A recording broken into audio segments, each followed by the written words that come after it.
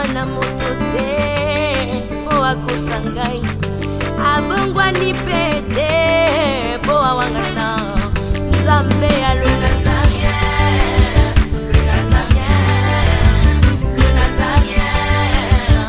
David Nazamba ayebana kitoko koma mokondima atako babakolaki mafuta na mosakolima lelo yayo bolingo ebateli le Nazarien lipamboli oyo emonanaka te mpeni mama kantelobi kolapie mapapu masopi mafuta tokokisi ena elongo na nzambe oyo babenga na makomi Jésus. Nzambe a rejeté bango, gouvernement rejeté bango, Kabila pas rejeté bango. Nani? Prophète wana ba venturier na Congo. Nani wana? Mukuna ko? Pasteur ngo wana mukuna wana nani? Mukuna oya bungi yango ne. Bato Kabila alongwa na gouvernement na ye na minute c'est fini il part et fini.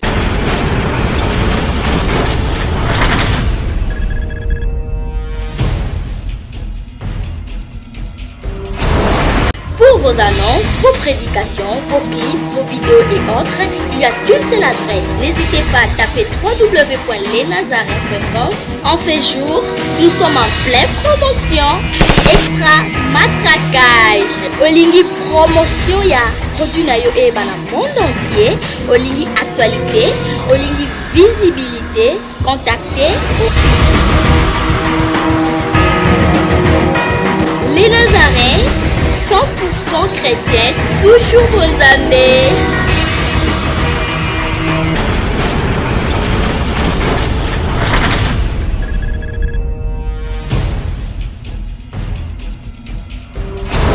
Avec un grand plaisir, nous vous disons bonjour et bonsoir, bien-aimés dans le Seigneur. Pourquoi pas vous dire aussi des bonnes fêtes, bon année, joyeux Noël, que sais-je encore. Donc, fêtez l'amour, on est ensemble avec le Christ, il n'y a pas de souci, il n'y a pas de souci, et parce qu'on est ensemble et surtout que Jésus revient bientôt. Et nous sommes bel et bien dans votre site lesnazarientv.com et surtout dans cette émission Table Sainte, Bisika, Tobenga Kabasen Nanzambe. Nous invitons les hommes de Dieu autour des sujets importants, très capital. J'aimerais que vous soyez vraiment dans la paix, réjouissez-vous dans le Seigneur, parce que mon invité spécial du jour parle pas mal de la part du Seigneur. C'est un homme de Dieu, c'est un prophète. Mais j'aimerais tout d'abord entrer à la régie. On va prier, on va prendre un élément si possible et on se retrouve tout juste après.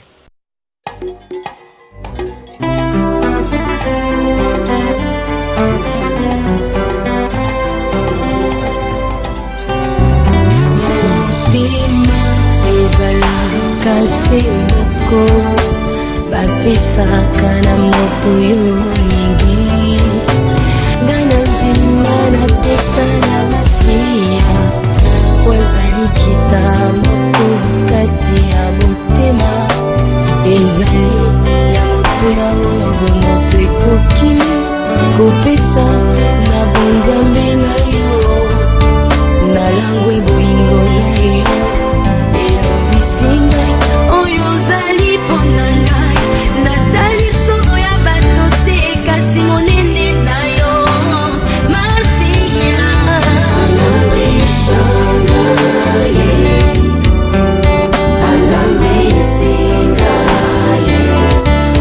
D'accord, merci. Nous sommes bel et bien de retour sur ces plateaux de lesnazarientv.com. Comme je disais tantôt que nous sommes dans l'émission Table Sainte, une émission pour vous, pour nous, pour tous les hommes de Dieu qui ont quelque chose à parler, à transmettre aux enfants de Dieu. Et nous les recevons dans cette émission avec des sujets très capitaux, très importants. Et aujourd'hui, comme j'avais annoncé, j'avais été un peu le nom de mon invité, c'était le prophète John Ngefa, le prophète John Ngefa, autrement dit, la mort de Jésus, la mort de Jésus-Christ, c'est lui mon invité. On va essayer un peu de parler un peu trop, hein.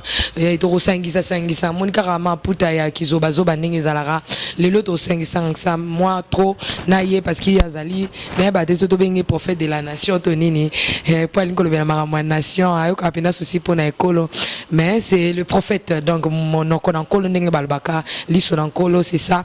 Shalom shalom, bonjour pasteur prophète John Gefa. Shalom maman Tiffany Zambia pambola yo parce que natango soko zana courage te okoko bimate ozana souci ya mboka biso tozana souci ya mboka tozo ba part du Seigneur vraiment na koko zala prophète de la nation terre mais nazali prophète de l'éternel parce que ba nation na tozo loba ba prophète en national tout le monde bango toyoki bango ba prophète yango ya nation disons prophète nation motunyo so prophète ya nation nation yango message nini ba pesi oyo tozo kende awa le 19 le 20 après le 20 si tozo kende kuna message nini non ce sont les aventuriers il n'y a pas de prophète de la nation ce sont les aventuriers Nani prophètes on a ba aventuriers na Congo on a des prophètes des pasteurs aventuriers. Il n'a pesé mon angaïté dans le mango noir si blanc. Ce sont les aventuriers. Mais prophète à Sozo Banine. Quel est le rôle des prophètes? Il prend la pensée de Dieu, transmet au peuple de Dieu. Tous les 19, les 20, na sakoli avant. Au monde yango de monde yango te. Prophète Yohana. Bon bazo mi kumisa ba. Pourquoi ba bengo prophète de la nation parce que ozobanga guerre. Ozobanga guerre. Bangi guerre, guerre contre qui? Na ba rejeta bango. Bana message était oh Nzamba rejeté bango gouvernement rejeté bango Kabila pas rejeté bango makambo na polele Nzambe ebandela na échelon ala échelon Nzamba rejeté bango Yami balé population rejeté bango Kabila pas rejeté bango Kabila là bolo to bana Nzamba rejeté bango eloni ezo la que Nzamba rejeté bango parce qu'ils n'ont pas de message.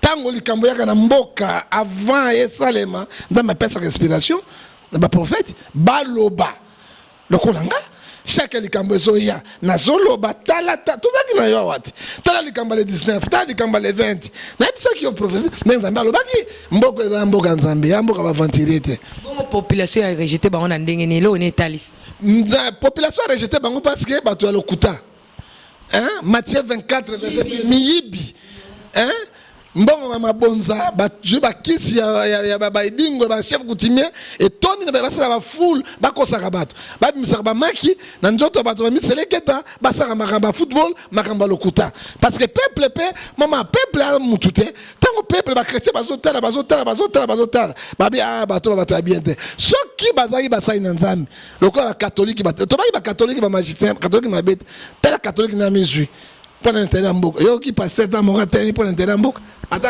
le président Boakisi bango na nini président Boakisi bango parce que bango bato akopi ba pas président ka kotuna mbongo oh personne bela biso salle bango bana banda côté bana ba église te parce que muto maman bi muto ya sengaka et puis moi si bato rien à valeur te omoni moi si maman Tiffany nga na yebi yo moi si pour bato na valeur mon so appelle à l'arte o peut pas ti boso le bote maman tient transporter na zanango na ke 2-3 ans font balabi en absence $10 habité mbala ko so mbongo 1500 ouais mais ça tiens le temps tenez ouais puis ozo suka 2500 ozo loko ozo loko te pas so ebidja position faiblesse no ba pasteur wan bi senga batama ki ona kakaboye yo moni gouvernement associé à tabango ayebi à tabango oh mais makamne so mabe siko ezo tourner kaka ingana tuni un point no so yo suksaka pa pasteur makamata ya mboka yo suksaka pa pasteur ba sala ni ba oh yo po amusela nzambe oh ba pasteur ba salinga eloko te bible ezolo ba bien Amos chapitre 3 verset 3 batomi ba kotamba so ba yokanité 2 Corinthiens zolo ba verset 6 comment de 14 à 17 il n'y a pas la relation de témoin de la lumière eloko ba pasteur ni on vit ba koti na mokili. Un exemple, un pasteur, un modéliste, styliste, l'accès à veste à la tête. C'est normal. Un pasteur azali éducateur. Un pasteur azali moto yo azo bon de la pona nzambe ya sala. Deux, un pasteur polygame. Basi misato mine mitano ozomona ngo un pasteur azaki ngana azaki ndoki na tia ndoki akoma azaka ndoki asulungwa ndoki te ba pasteur bozolanda bango wana ba escroc bazokosa basi ya bato bazokosa basi ya poto bazokosa ils sont là c'est pas bango bango ba loup féroce ravissé Romains 16 17 à 18 ils sont là pasteur on t'a marqué au ministre, on t'a monango, qu'est-ce qu'il doit faire? L'escroquerie? Sur l'escroquerie, à quoi t'as bakisi? Sur à quoi t'as bakisi, à quoi t'as makamanyamou. C'est que nous voyons aujourd'hui. Sur une zone, le bilan passe à la pour pasteur, parce que pasteur, basa modèle. On va bien les experts du monde. Après Dieu, c'est ça les abango. C'est comme si le prophète John Gefayo eba masolango soko ke na kati maloko moi mpuku soko mone CPC obimi na yo yebisa bisona to moni avant le 19 déjà to mona ki déjà mokambi wa ekolo akina ko kutana na bato eba ya catholique azongi to moni susu ba sango disons ba évêque ba ye a mais to moni ba évêque na bisote mais na mboko to na ba évêque te na association makambo na ba évêque ba zate mais bah avec tout na avec wapi tant abi nzamba rejeter bato bongwani nzamba rejeter bato liboso tango président yaki akotaki azalaki na considération de l'église de réveil na on peut exemple Mzee Kabila koti na pouvoir to bengani ba Rwanda population minduki te ba prière na biso ça qui fort ba rebelle ba comité erwana moto chef d'état-major général awa ezaki James Kambara lelo akomi ministre de la défense na kuna na Rwanda mais ako zoma munene awa pa yaki kwa singa awa ozomona alors au moins prière na biso ba rebelle ba pouvoir biso bonder to neutraliser bango to kono kanga ba rebelle na maboko c'était la puissance de Dieu tena tango wana ba pasteur réveil ba bimaki na nguya et même pouvoir ezalaki ko banga bango même population ezalaki ko banga bango lelo yo Kabila bengaki bango apesi bango ba chance ba kei ba kosi Kabila o to ko sala prière ya paix ya mboka mbula beti mbongo ebimi ebele tokabola mbongo muke atanga na zwaka te na zaki na kati na zomona ba sama et j'ai dit aux gens bozo teka mboka likola mbongo regarde aujourd'hui la conséquence on doit tirer par nani et c'est na pouvoir te ce sont eux parce que ba pasteur ba sango ba to nyoso zomona ba sambelaka bana ba église na bango message ni bazana il n'a pas de message tango lebi loko mobile c'est Stéphanie ata azama bendenge nyoso boya yeboya na mbongo naye tango bandi ko lia mbongo lio limele soki mbongo ekangi yo wasuka ko céder ozomona suka mais conscience pe ko salade mobile pe lia mbongo boy oko céder ozomona ndenge papa pasteur na tango président moni biloko ko kosa mbala na mbala oto ko sala ba marche mbala na mbala rejeter bango nzambe a rejeter bango population rejeter bango nzambe rejeter bango yo tanga pasteur nini pasteur tikati ko na match uzumuna kuna kaka lelo boye to le pena likambo ngo to le pena likambo avant to kota to ya namba date koma ki lokwa ki buisa soki peni le 19 ba jouer ba beti to bomba te parce que ça makambo ezo salema to lo bayango équipe ya Renaissance voilà équipe ya Renaissance o ya notre avec le pasteur Mukuna ba beti ba poli ba poli ba komi pola mais tozo mona bino passer bo salini parce que ba tu oyo bazata na pifoter ba komi ko finga mosel na nzambe mosel na nzambe yo pe tanke mosel na nzambe ekoki pe ko mena lobi ezwinde ke chaku ko sekate et le bel binoni la charité bien ordonnée commence par soi-même ngai mo na monaki ba pasteur basangaki Denis Lesi Mukuna évêque ya mapia presque bango nyoso na tangi bango wana Renaissance équipe ya nzambe tala nzambo do sambela mama tifona nzambe ya confusion Jean 12 verset 43 ils aiment la gloire du monde que la gloire de Dieu tout soit gloire ya nzambe te kotikela kaka na yemoko omoni biso tout tokota na mabele ozomona nzambe alinga gloire na ete j'ai suivi l'évêque Mukuna équipe ensemble. Moi j'ai vu match Imana contre Renaissance Moutabimina chapeau Azuki c'est Amelina Munoko Azoboka na poto toi ça c'est quoi c'est du fétiche et tant que vous avez tête ya équipe vous avez tête maraboutage zo salema c'est yon de promoteur c'est toi le promoteur alors on a équipe ni pour la caté Barcelone pour la ka tala ndenge ba pasteur bazo sambwa o Angelo Mona Angelo kwena bandali ba pasteur bazo sambwa misala na bango ne nzambe azo lakisa ngo polele na yoka pasteur mususu kaka boy soko moni mipenda Marie Misambo o pambolami Marie Misambo pe akota na mabele akoma zo mipenda ngo wapi regale maloba c'est parce que nzambe azo bimisa bango azo sambwisa bango baza auteur ya malheur ya mboka un pasteur akomi ba sena bilamba lokola papa wemba veste bazo tarakati nani wana mukuna ko pasteur ngo wani mukuna wana nani mukuna oya bungi yango ne un pasteur au côté na oyo bandi koloba mina kuwana zali deuxième personne de la République on ne blague pas avec le pouvoir donc mais quand il disait fambois basoki sibiso donc côté na nzela on ne blague pas azo sala débat moko zomona non pasteur mutapesa ka paix même soka poli paix même quoi paix non azo tia moto na kati. Est-ce que on a bien monté tala bato ko finga ye na moi papa mususu wana au pasteur atanga te fa pasteur batanga tout ça non nous tous ne sommes pas des bourriques.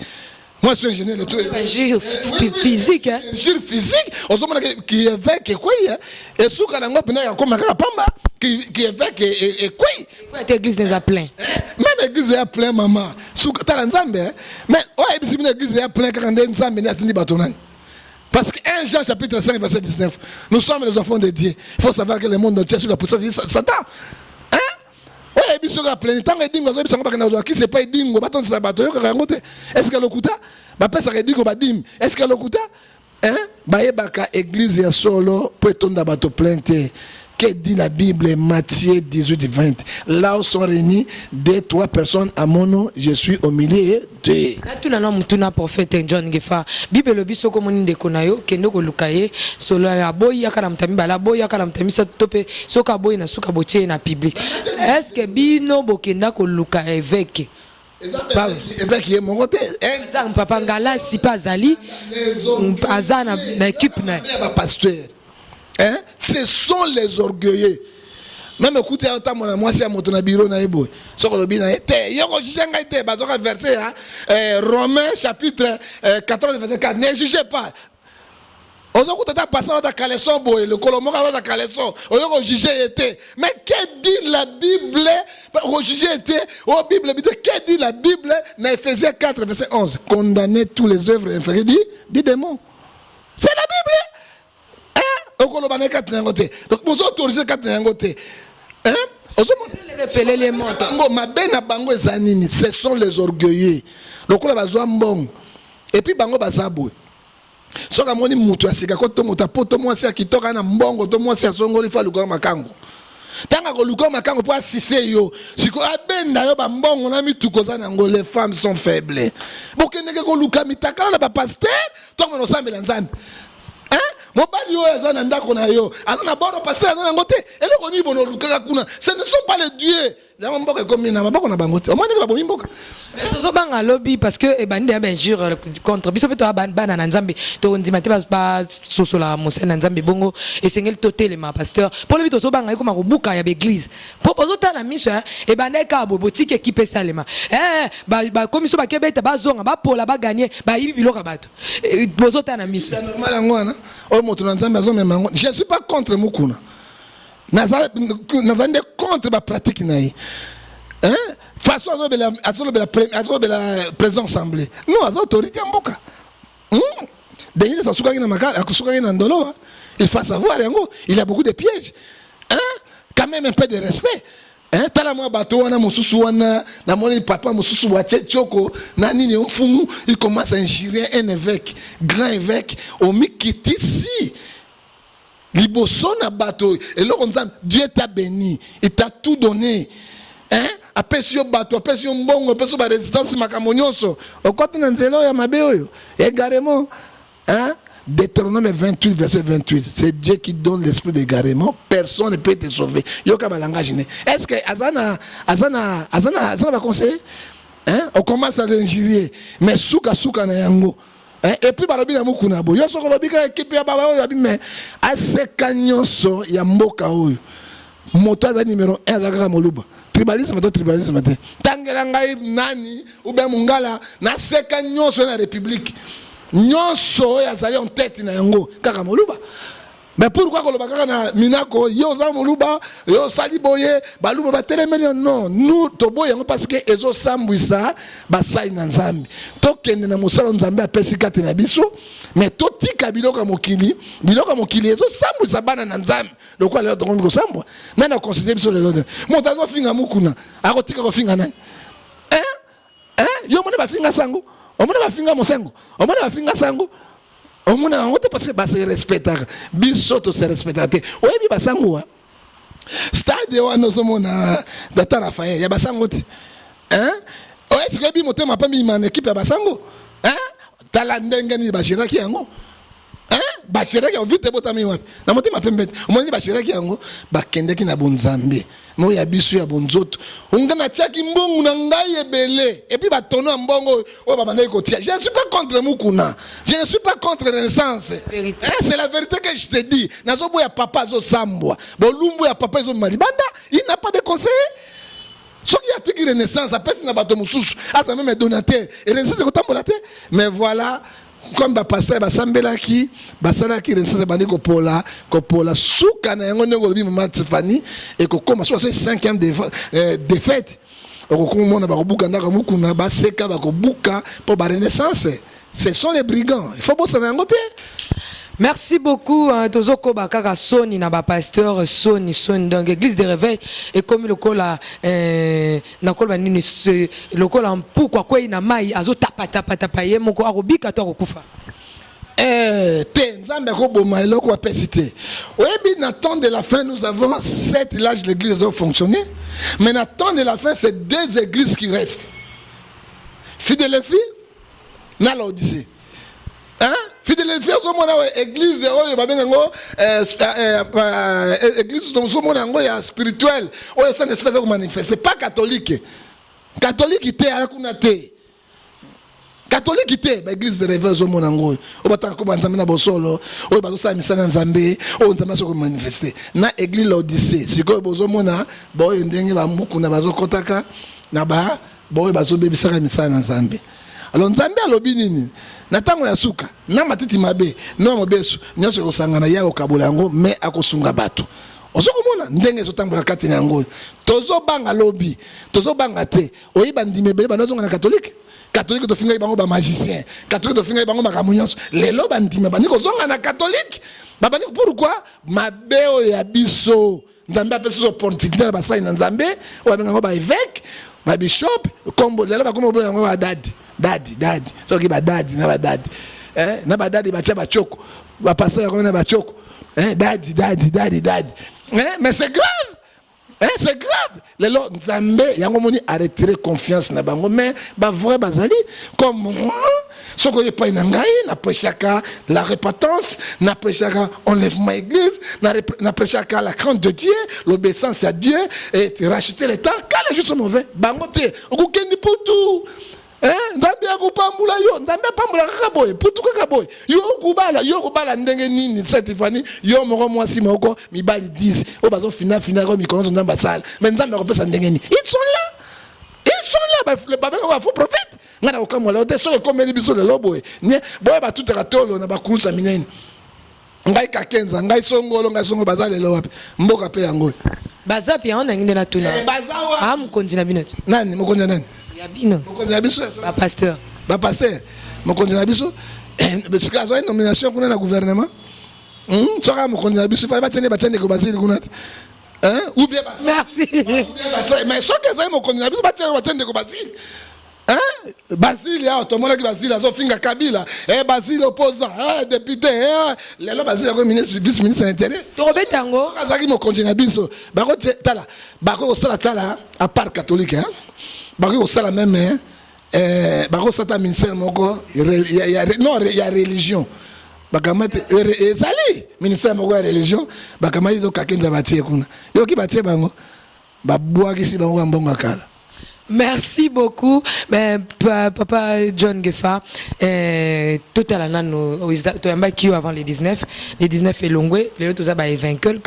Papa John Gefa.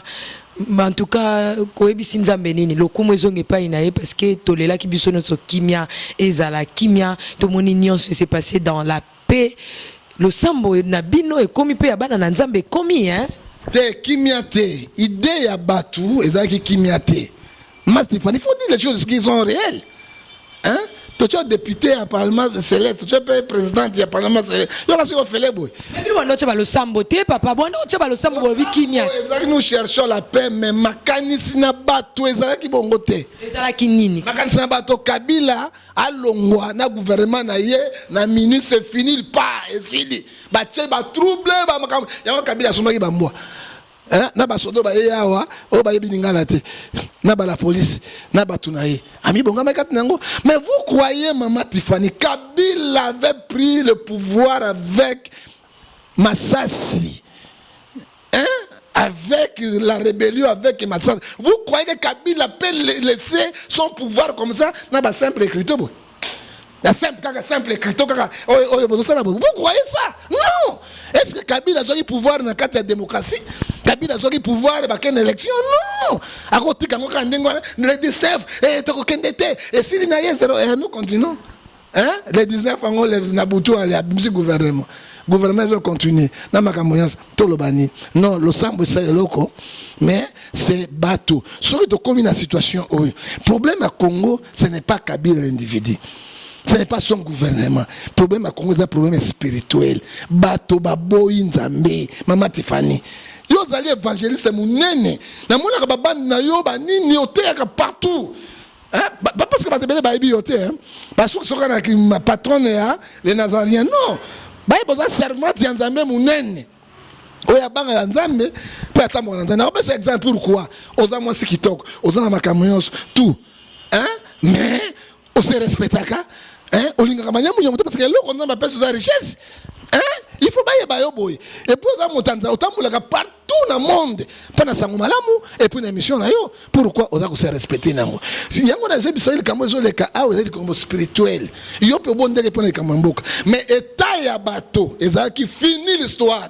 Dans les cas, et pas dans la maman. Les 19, dans les 20, il n'y a pas l'apocalypse.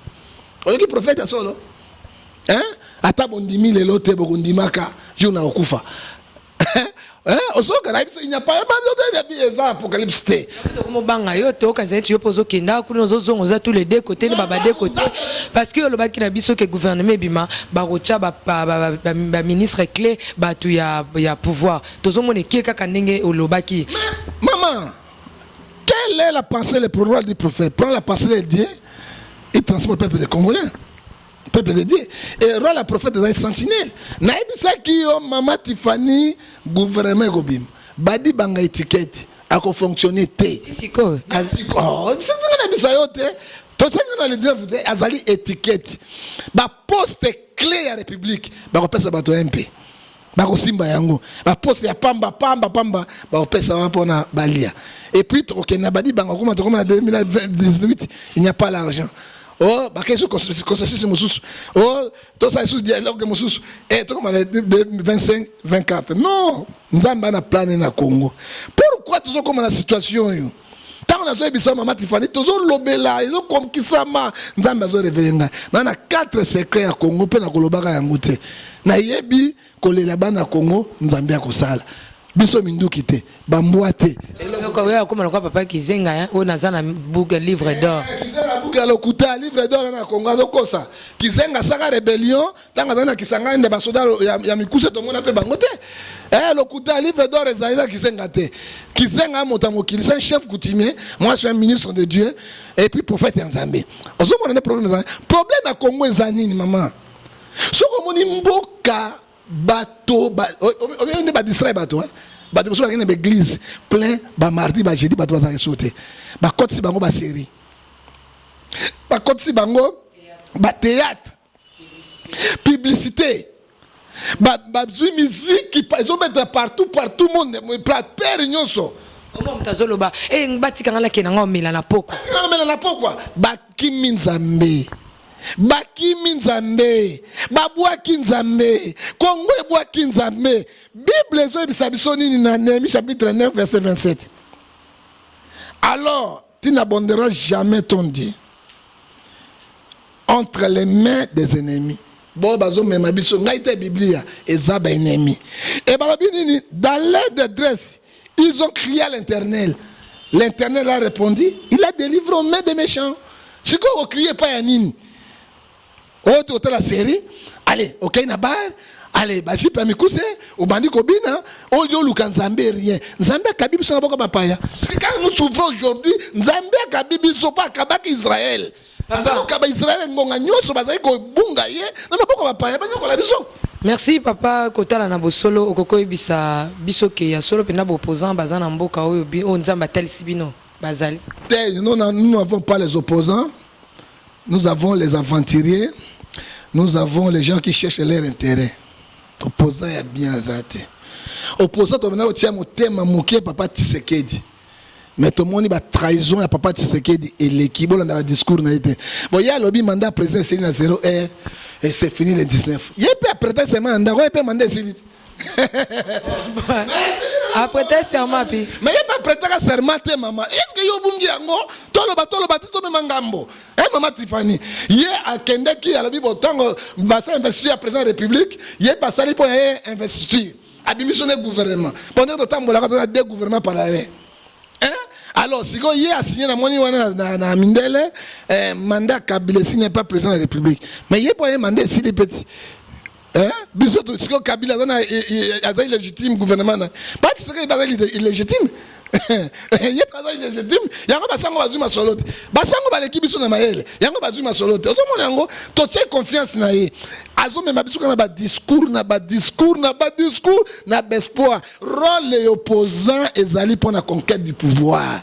Rôle l'opposition, rôle les partis politiques ezali conquête du pouvoir et pas na biso te comme copie. So ko fingi Kabila, au fingi gouvernement na ye, au lobby ba ki ba bendi o kande ko bazili. On n'a pas les opposants. Le José Makila. On n'a pas les opposants. Le ministre de l'Industrie et les gens de Kabinga. À BBC, ni politique, ni.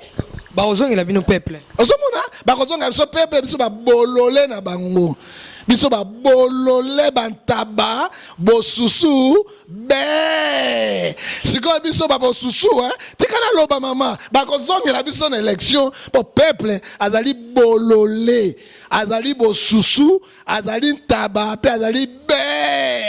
Aye na moi t-shirt na ye na moi nini bon voter nga na kosala umela. Fini l'histoire le babiso ba joint tokufa. Quand je suis là nga na kosala la publicité na ba diaspora libanda ya mboka si manazongi na mboko. Pas question na nga na ko voter au ministre et féminin parce que na ebio na compétence na yo. Mais bato wana te bakozonga so ba peuple bazoba peuple lâche peuple oyo na yebite bozoka puye loko moko o tozo kufa tozo kende tozo sila.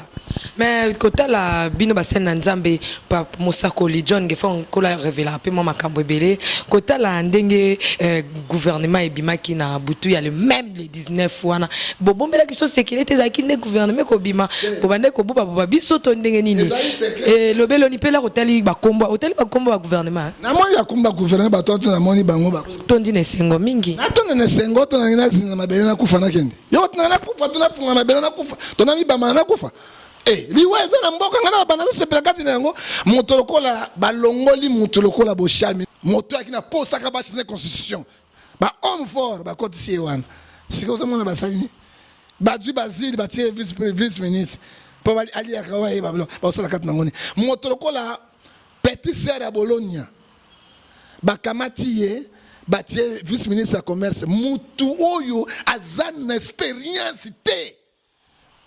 Moto teka biloko na wenze na zando ya munene oya zana expérience te bakamate batie vice ministre ya commerce pona sala nini mama mboka ngo bonde na botama congolais pona nifa na botama ntaba na botama ta meme na botama mbisi bali yangake na botama congolais tozo nyoko mapona nini mama ozomuna biloko oyo tokufa na ba cardiaque batika ko beta biso tokufa ka micro na ba cardiaque ti batika ko nyoko la biso est-ce que tel gouvernement et puis deux ozo mona maman na biso vérité Kabila na bato na bazo moki na peuple congolais ba soki ngai ba sango batika na bango pas parce que ba sango ba na négociation comment basango bana négociation basilisi na notaire bino bomisi gouvernement eza sabotage. Oh papa bengi bango papa bengi bango abengi bango kuna bazongi kati na bango mais Kabila kutanya na papiti Kabila ke papa bakutana na papa solena na papa mais soki abengi basango wana bazongi po basa congolais ni eloko abasa congolais côté eloko pesa te po basolena kati nango nyonso pe na ko biso lelo échoué dialogue basango échoué parce que soki échoué kité ba ko komisa gouvernement on va tendre ba 5 ans de basala mosala na bango pour l'avantage du peuple congolais le kola ba bimisi yango ezali sabotage envers ba pour congolais kwa biso za bantaba tozaka bosusu tozaka banyangala kata pebe tota la bonne élection. Mais Mosakoli atako gouvernement wana ebimi tokolo bateka nyonso eza mabe nini eza malamu mpona yo oyo sanjoli nzambe mpona likambo oyo nakumiseli yango nkolo nakumisi nzambe kaba bato bakufi te parce que bomo ya moto eza sacré bomo ya moto eza sacré nakumisi nzambe parce que bamoro bato bakanisaki na bouleverse esalemi te. L'honneur et la gloire revient à Dieu. Mboka Congo na bisi ba congolais ba diaspora bozo kanga Esaïe 55 verset 6 to lukanzambe pona tolonge kamoyo ezaka na ba prière ba boy nzambe ba tudani ba kutu bazo beta ba pasteur ango déjà marambozo kendeka mabe na ba église ango ba ziko to lukanzambe ndenge ni muta luka na ndaku na tunela ko mote to kozaka na lisanga to kozaka lisanga nzambe akotrier ba tunia ba kamoyo na biso loko moko ministre moko azaki influent na sport apesaki be Chan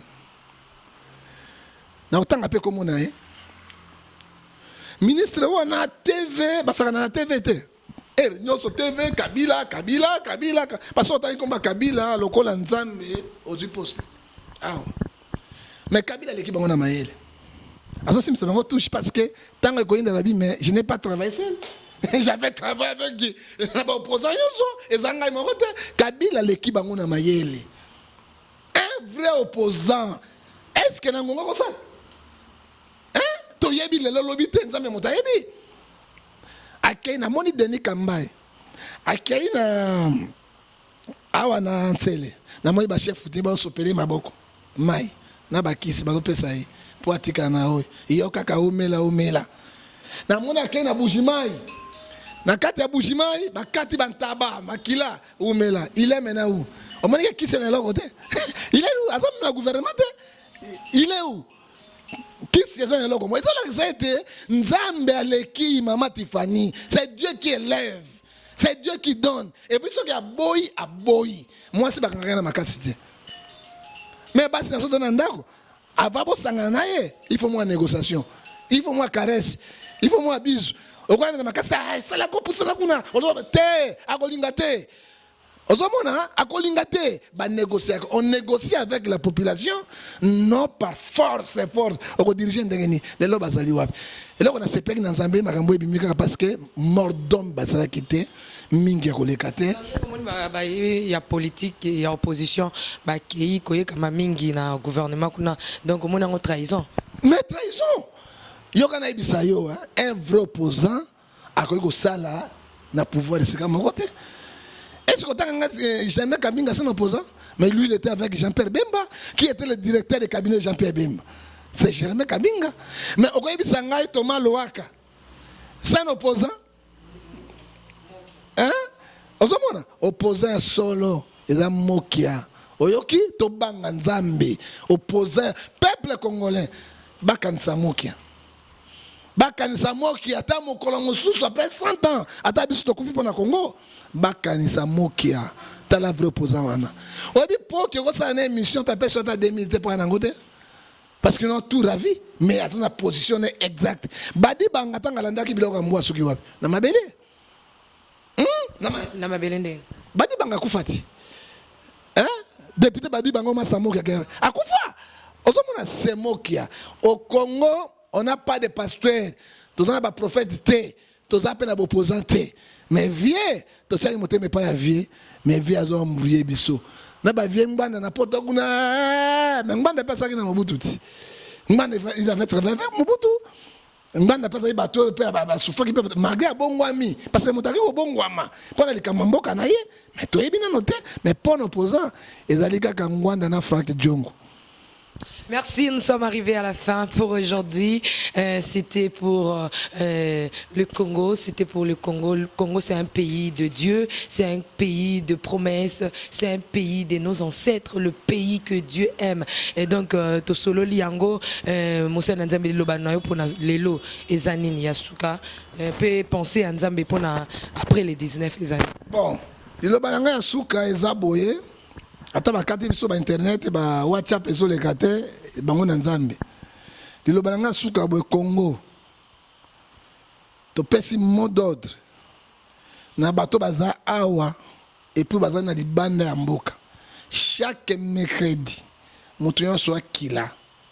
Ti kolongola kolia na 18h pour na Congo. Problème à Congo est un problème spirituel. Ce qui to sali yango na makasi na biso to kolonga te. De Tobo Pessi. Ngai na pesi en tant que prophète. Tu n'es pas un colo, tu es mon popo. Colo. Ce qui te comme une situation, parce que tu bois Kinzambe. Tu es Binzambe. Je n'ai pas changé ma. Quand je n'ai pas tant, si tu es Kinzambe, na ibaki na sala ki boy na kende ki limbisa, Nzambe ko limbisa. Pour na to kangola Congo. Il y a boni bino bosali na ba croix na ba drapeau mboka. Et koki kate. On a bisa yo boy mama Tiffany, lo sambo ya moyenge beni moko e ko bikisa mboka moyo. Ça là on combien de frères on a tout. On a mutu, ngana na inspiration na ngai. Tango mbole betaki hein. Tango tokene na hôtel diplomate hein. Ko kabola mbongo wana hein. Tango ngana boy na zonga ine église pasteur na nga vivant. Aza tozana yi. Na kena ko gumba mina to bakina stade ba koton stade ba sombi bato na bakina Nzambe. Soko tiki likamwe resi yo Nzambe te. Mboko Congo pesi biso. Mboko ya richesse. Mboko patrimoine ya mboka. Eko kende pona ba pasteur te. Nzambe lakisa moyo mbule beta. Na vandika na biro na ngai boy. Il faut mon mon Seigneur eko et kotezo ki mana mo pepe. Il faut mon affaire. Ceux qui ba luki moloki, ceux ba luki moloki, o ba ko kango. Ceux ba luki moloki mkolo ala da yo. Ba ko kango. Nzambe se pela ki na misalo ba sala kite to suki wapi. Na vérité là que n'est pas président. Comme on va bango ba yo ba pasteur aminene e monene za o ba bishop aminene ba za ko n'est pas le président aux agents que Dieu te bénisse au sali 18 ans de pouvoir au gotika parce que biloko to au sali au boma yangote azali mais ba n'est pas président mais ko tout alinga bala mwasi deuxième femme qui n'est pas président c'est bon. Nous sommes arrivés à la fin. Nous sommes arrivés à la fin. Numéro na yo. Nga moto zo nga ngara pona Congo. Numéro na nga ata bakati ba WhatsApp ba nini na pesa numéro asuka. Okoluka nga na 00243 89 610 49 41 okozwa ngai WhatsApp to imo okobenga.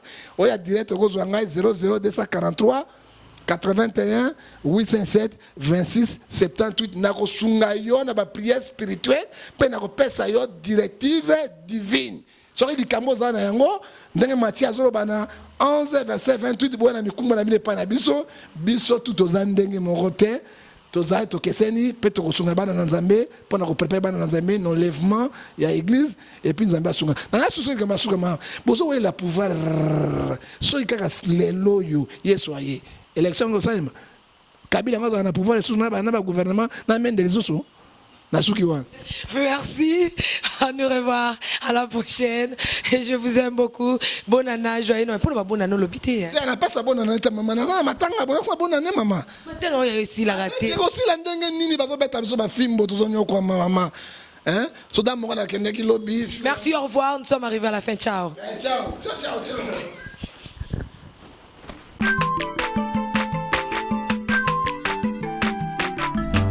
aza mwana moto te po akosa ngai abongwani pe te